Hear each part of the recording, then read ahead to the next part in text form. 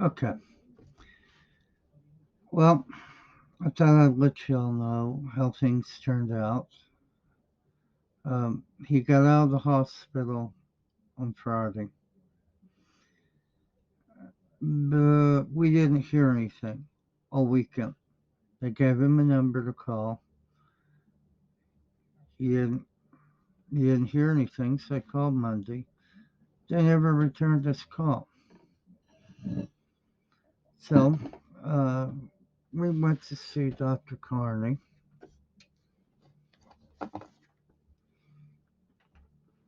and basically his exact words were, "Go there, sit your ass down in a chair, and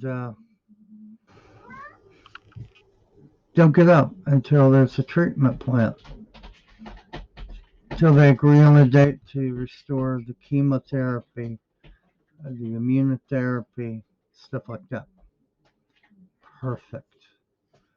I couldn't have said it better myself.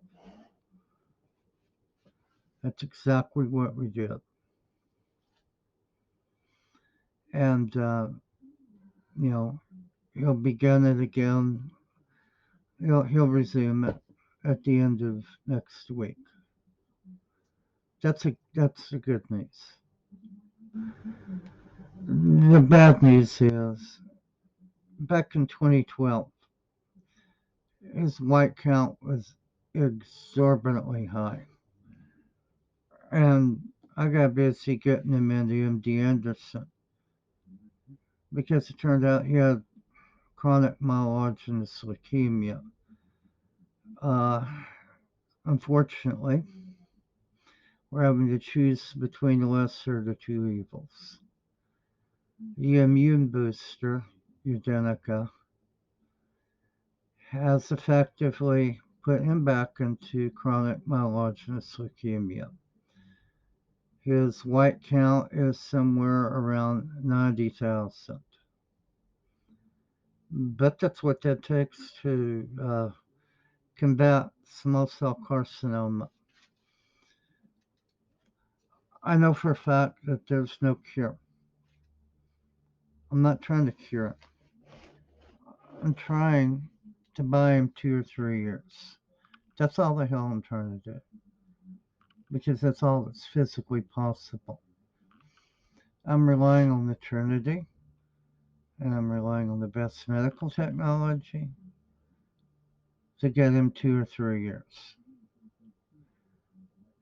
Uh, and that's beginning January 1st, 2024. So if I can get him to 2027, I'll be very happy. That'll give me enough time to basically get on with my life. I've devoted almost a quarter century to taking care of my parents. Prior to my grandparents' death, my mother's parents, they helped my parents tremendously. Uh, they had them, my parents had them to rely on. And it turns out that I had to step up and fill that role. I had to fill that role while I was still at the University of Houston. I've paid for a lot of plane tickets. I've paid for a lot of gasoline for road trips to New Mexico. I've paid a lot of house payments. I've paid a lot of groceries.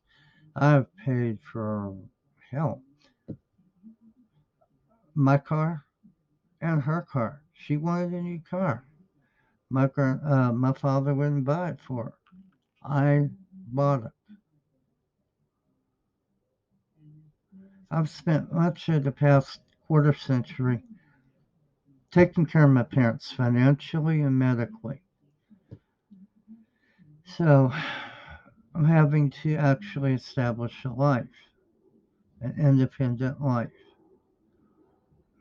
because